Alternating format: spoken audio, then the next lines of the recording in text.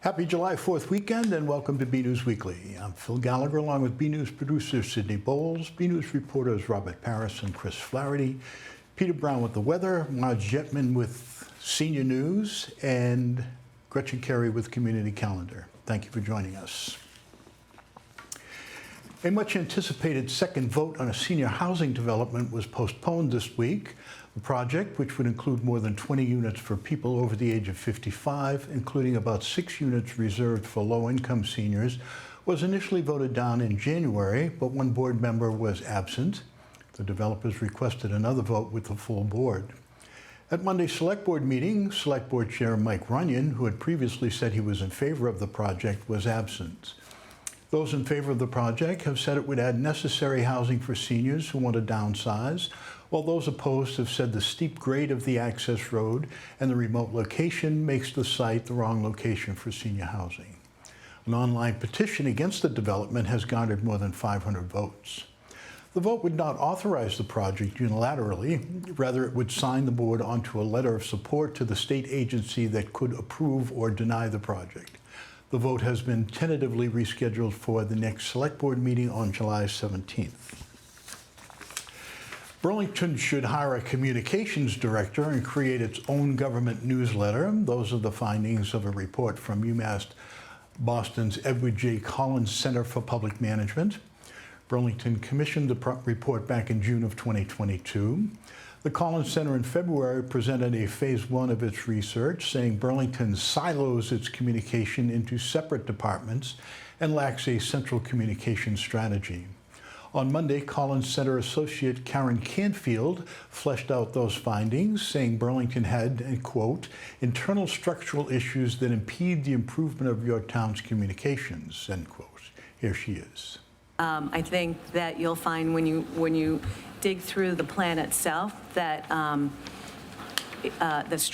creating some of the structural corrections will go a long way to smoothing those out. Then there's the heavy lift of actually writing policies and updating the website and in the dirt, and that's why we recommend somebody internally. Other recommendations include updating the town website to be more consistent across departments, creating more materials in languages beside English, and improving accessibility for the visually impaired. Burlington residents should keep an eye out for public meetings coming up as the Federal Emergency Management Agency is adapting the maps of floodplains in town. This may directly affect your property. FEMA on June 8th gave town officials a 30-day review period to check that street names and so forth were correct. After that, FEMA will hold a public meeting to get out the word about the changes. The changes could potentially impact homeowners and businesses. Some people who currently need flood insurance might not need it anymore, and some who don't need flood insurance now might need it under the new maps. It also might affect your ability to develop your property further. The Burlington Select Board recently approved some appointments to the police and fire departments. Cody Davidson is a Burlington resident and BHS grad who has previously worked as a police officer in Agunquit, Maine. He also worked as a Parks and Rec maintenance worker in Burlington in previous years. Byron Lara was also appointed. He's a resident of Dudley and is working towards his associate degree in law enforcement. The Select Board also approved Fire Lieutenant James Sorensen to the position of limited assignment firefighter before his retirement.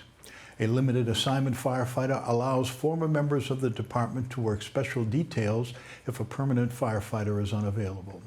All 3 positions were approved unanimously. Lots of news from the school to repair or replace Fox Hill Elementary School this week, so we're going to take it bit by bit. The committee has officially been renamed to the Burlington Elementary School Building Committee to reflect that the project includes more than just Fox Hill. On Monday, the Burlington School Committee voted to support 2 educational programs and space summaries for the future of the school. One of the programs describes what would be taught and the kinds of space the school would need if the district replaces just Fox Hill on the same site for a student body of 325. The other program describes the same educational program and space needs for a bigger 640 student school that would combine Fox Hill and Pine Glen. A 325-student model would still be considerably bigger, planned for about 90,000 square feet compared to the current 64,000 square foot building. A combined Fox Hill and Pine Glen school could be as big as 154,000 square feet. All 5 school committee members voted in favor of the smaller school, but the committee was divided on the bigger combined school, with Christine Monaco and Catherine Bond voting not to support that plan. Christine Monaco read the minutes from a 2021 meeting in which the board voted against consolidating the 2 schools. Let's see. Ms. Simon further explained the committee has had discussions about this possibility, but had concerns about the size of a combined school, traffic. Such a large school is not conducive to a sound educational program, and there was a lot of public input with the majority in favor of keeping the 4 elementary school model. Mrs. Monaco commented that she feels very strongly we should replace the Fox Hill School and then replace or renovate the Pine Glen. She feels the waters are being muddied by entertaining the option of consolidating the 2 schools. It was moved by Ms. Simon and seconded by Mrs. Monaco to eliminate the consolidation option as we move forward with MSBA and go forward with the Fox Hill School project. The motion carried 5-0-0. School Committee Chair Martha Simon acknowledged the conversation about Fox Hill has been tense. Let's see. There's been a lot of contention around the project, and people have very real concerns. I want to point out that I think we all are on the same side when it comes to being excited about having this opportunity to build a new elementary school for our children, regardless of whatever the outcome is of the choices that we make. And I hope that we, although I feel sometimes we've been off to a rough start, that we are aiming for transparency. We are trying to consider all the options, trying to hear everyone's voices, and I hope that we can move forward in a positive way to end up with a building and a program that's good for the students of Burlington. The plans will now be submitted to the Mass School Building Authority, who will then tell the district which versions they would be willing to support financially. Burlington could choose to spend its own money, all of its own money, on a different plan that MSBA would support, but that would likely raise taxes, although no more than a combined school might, and would have to be approved by town meeting. And perhaps the biggest development in the Fox Hill saga, the community this week got its first look at official estimates from project manager Dorr and Whittier. After the MSBA kicks in its share, a new Fox Hill school for 325 students could cost Burlington about $84 million. By comparison, a larger 640-student school could cost about $113 million. Project manager Mike Burton says these numbers are very rough, but are designed to give a sense for the order of magnitude.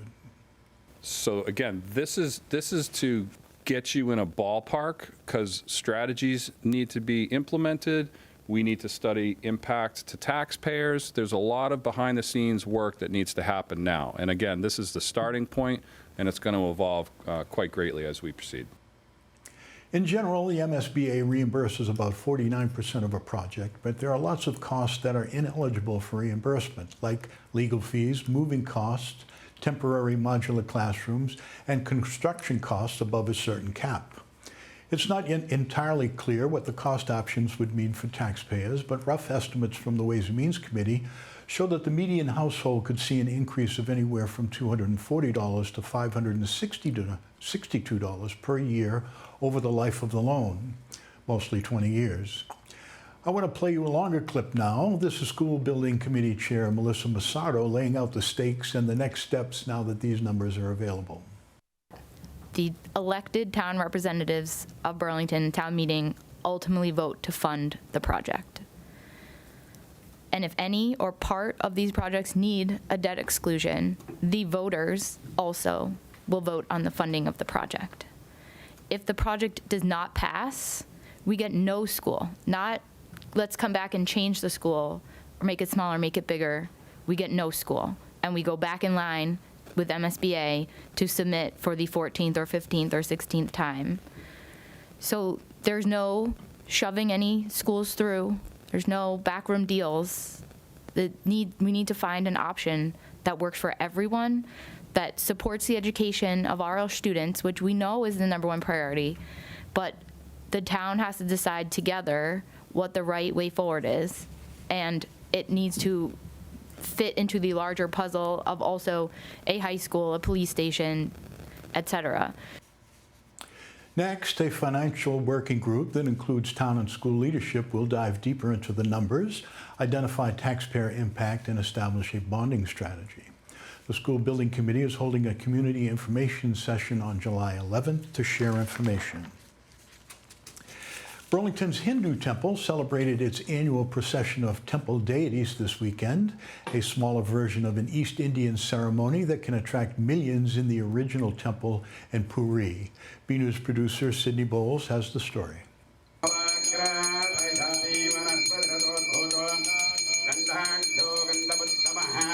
Members of Burlington's Sri Siddhalalita Pitam Temple gathered for the annual procession of temple deities.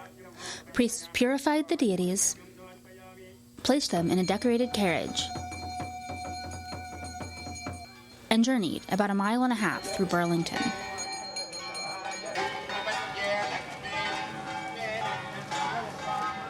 This is a festival that happens every year in the summer month of Ashad, where the moon constellation is near the Uttarashada Nakshatra, the constellation, and hence it's very powerful time for enabling any type of spiritual worship, evolving, evolution, change, and that's what this Chariot Festival represents. Today, we had the Ganesh ceremony, invocations of the 3 gods, the 9 planets for the well-being of everybody, and then the gods were taken out. The main gods or goddesses that we are worshiping, the 3 of them, go out into the public. It's supposed to represent that everybody gets a chance one-on-one with the deity. Usually we have the drum ceremony that you can see. The drums uplift a lot of energy, and that's how we invoke the goddess. And you have maybe heard me, doing the ululation, as you call the ulululu sound. It's a very ancient tradition that predates the Indian subcontinent. It comes from different parts of the world as well. It's a high-frequency pitch sound which the spirits or the spirit goddess can connect to. The temple began in Bhavani's basement in Durham, New Hampshire, where he grew up, and moved to a space in Burlington in 2011. This temple is dedicated to the mother form of the deity, so the divine feminine, divine mother, as we call, to Kali. Bhavani expressed his gratitude for being able to hold the festival. We are thankful for the community and Burlington and all of you to support our Hindu festivals as we celebrate for the community as well, for the kids who are growing up abroad, who are, not connected to India, and much more. So thank you for everybody. From the Sri Siddhalalita Pitam Temple, I'm Sydney Bowles. There are more than 20 diverse religious organizations in the town of Burlington. Speaking of processions, Burlington's 4th of July parade is just around the corner, and preparations are being finalized as we speak. BNEWS reporter Chris Flaherty has the details. Next week, we celebrate our nation's independence, and Burlington's 4th of July committee is currently finalizing plans for the town's annual parade. Preparations have been going good. We are almost locked and loaded. We're actually going to be meeting a little bit later to finalize our lineup and have everybody ready to walk on the 4th. The parade kicks off at 11 a.m. with roads closing at 9:30. The parade will start from the Presbyterian Church on Cambridge Street and then travel down Wynn Street, concluding at Marshall Simons Middle School. Select Board member Priest expressed his hopes for a beautiful day for residents to enjoy the parade and celebrate the 4th. Just good weather. People turn out as residents, people turn out as participants. We get folks to come down, so the biggest thing is just to make sure the sun is shining and folks aren't having a miserable experience in the rain. But knock on wood, we've got good weather, at least currently, for Tuesday. BCAT will be stationed at the American Legion, covering all the star-spangled spectacles of the parade. Stay tuned for our extended coverage later next week. Until next time, this is Chris Flaherty for BNEWS Weekly. It may have been a rainy June, as most of us golfers will complain to you, but we're approaching the hottest part of the summer, and Marge Jetman from the Council on Aging is here with some tips for seniors on how to stay cool, plus the latest events at the Senior Center. Hello. We have packed July with ways to get out of the heat this summer, but I'll start with a reminder of the places you can go that aren't the Senior Center. The mall is always one of my favorite places. You can people watch, get something to eat or drink, or even walk the mall and do a little shopping. Maybe get some winter holiday shopping done as well. The library is also a great spot to just go and sit and read a good book on a hot day. Make sure you're checking in with yourself, and if you start to feel off or not well, get some help. Don't be afraid to call 911, especially if you live alone. They would rather help you while you can still move around on your own than take you to the hospital on a stretcher. Make sure you're drinking water and stay out of the sun on the really hot days. We have the New Orleans Jazz Band on the first Wednesday of every month. They play for an hour and a half, and we provide snacks. It's a great way to spend part of your afternoon, especially on a hot, cold, or rainy day. On Monday the 10th, we have the movie High Society, sponsored by Havenly Care Solutions. High Society stars Bing Crosby and Grace Kelly and Frank Sinatra. On the 11th, we have a presentation called Art That Flies about kites and how they evolved over the years with Glenn Davison. A great topic for a summer afternoon. On Wednesday the 12th, we have Michael Shea with classical and jazz piano. Dr. Mike Stair will be here on the 19th for Strong Bones, Preventing and Treating Osteoporosis. We'll have the movie Book Club, The Next Chapter, for a pizza and a movie on the 19th, and on the 24th for a movie and a snack.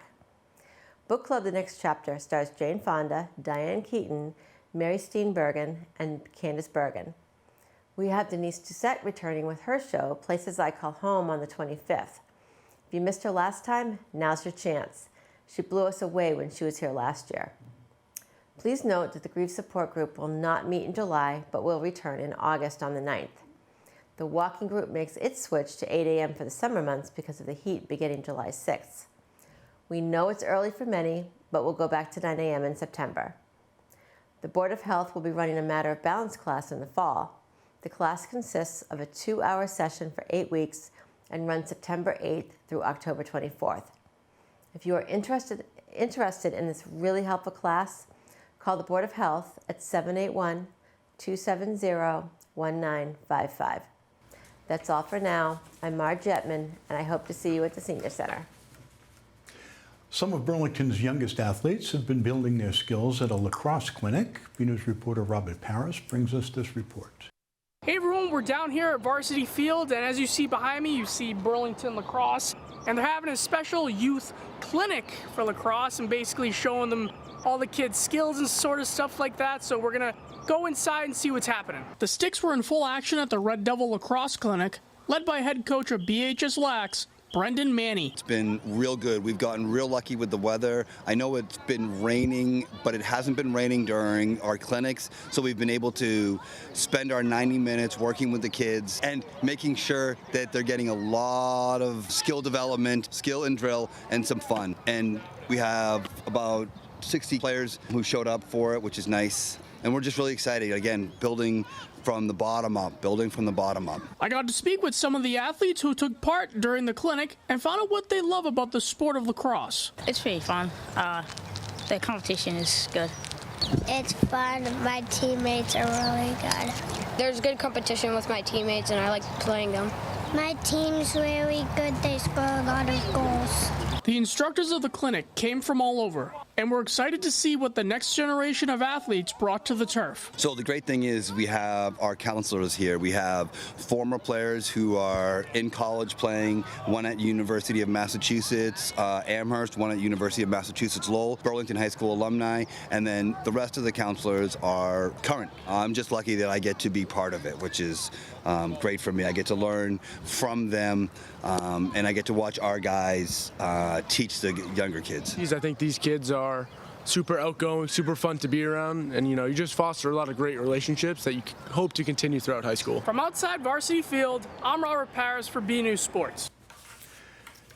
Now here at BCAT, we like to keep ourselves out of the story, but if you'll permit us the luxury, we want to share a bit about our annual meeting and awards night. Let's have a look.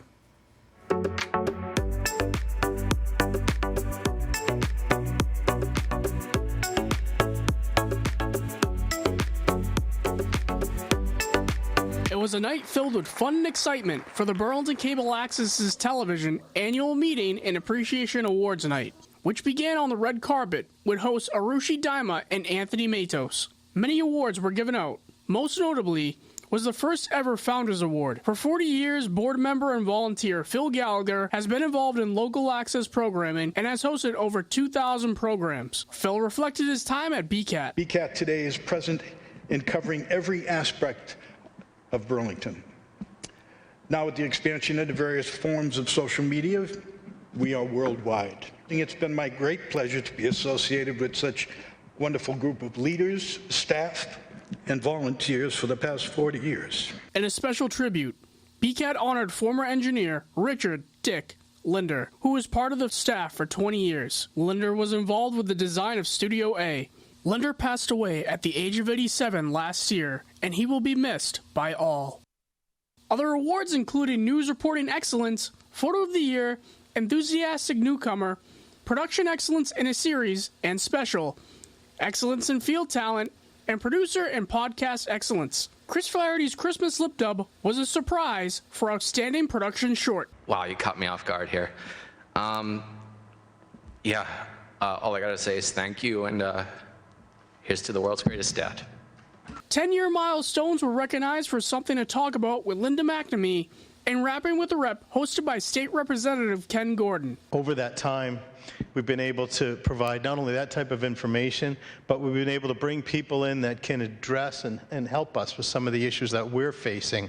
And so it's been a useful tool and one that I really appreciate. The board had something up their sleeve as they went off script to recognize Executive Director Jen Dodge for her 25th year. I think we have all gained the utmost appreciation and admiration for Jen. In honor of her service to BCAT and the Burlington community over the past quarter century, the BCAT Board of Directors would like to recognize Jennifer Dodge, Executive Director of Burlington Cable Access Television Incorporated, with a token of our appreciation. The last two awards of the evening were the Lifetime Achievement and Volunteer of the Year. Well, I'm very honored. I am very happy that that I was considered for this and actually won it, so thank you. There's just a big, wide range of things that I was exposed to that I never had a chance to do before, and I got to do it here at BCAT.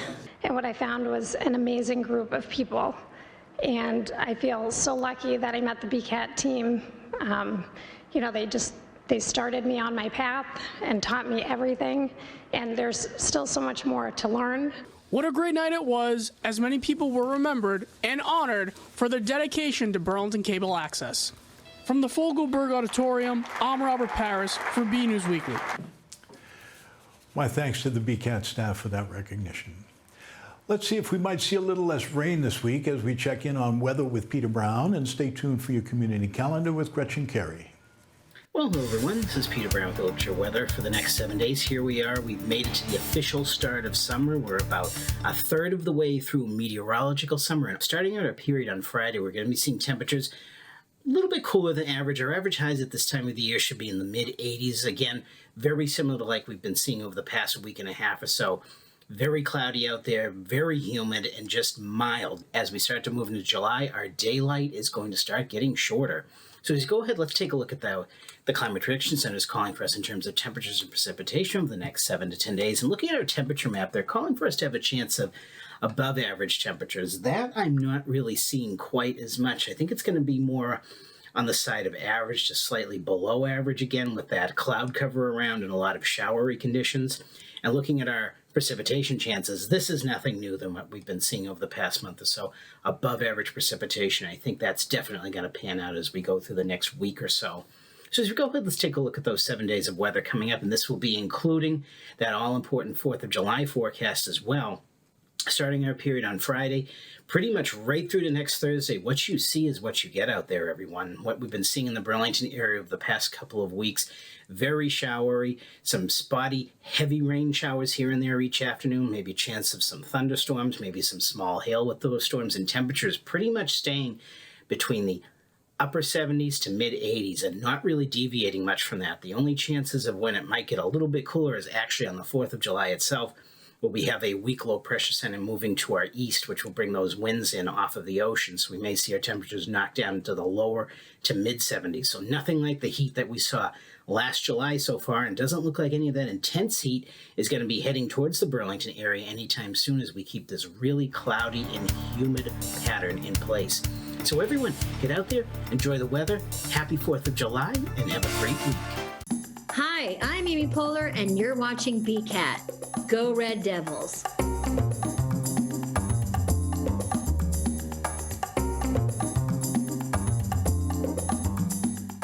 Hey everyone, I'm Gretchen Carey, and this is your Community Calendar. On July 4th at 11 a.m., the town of Burlington will be having their 4th of July parade. Procession will begin at the Presbyterian Church and end at the Marshall Simons Middle School. On July 7th from 10:30 a.m. to 12:30 p.m., the Burlington Public Library will be having Flicks and Crafts for children and caregivers. On July 8th from 9 a.m. to 12 p.m., the Burlington Players will be having a Craft Artisan Fair. Everyone is welcome to the event, and it will be at 1 Edgemere Avenue, the Park Playhouse. I'm Gretchen Carey, and that was your Community Calendar. A complete calendar of events is available on our website at bcattv.org/events. And as we do every week, we end with a photo sent in by a member of the community. This week's entry comes from frequent contributor Mary Leach. She says this is a wildflower meadow in Billerica. Thanks for sending that in, Mary. If you have a photo you want to share with the community, email it to us at bcattv.org.